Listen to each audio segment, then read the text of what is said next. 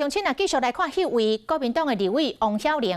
讲秀人煞提出着真济案，拢互民进党的立委质疑是违反宪法。再起，王晓玲就广播节目质疑即摆立法院敢讲有姓瓜的大法官，甲姓吴的大法官，就是咧讲瓜建明甲吴思瑶。王晓玲讲，伊愿意甲吴思瑶来一场直播辩论，吴思瑶是回呛，讲立委的主战场就是委员会甲议场，伊爱王晓玲莫随便就找人定高机。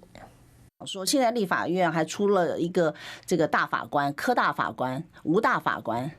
动不动就在说别人的提案是毁宪乱政。像广播节目，国民党立委王晓玲面对家己的法案，和民进党质疑是违反宪法正不满，甚至发出影响添。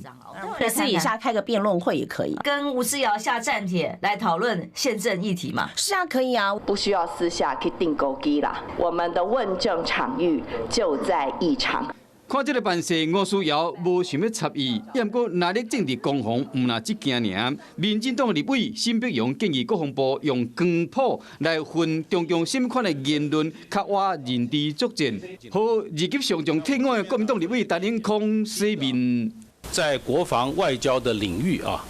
就是国家安全事务里面没有用光谱这个字 ，spectrum 是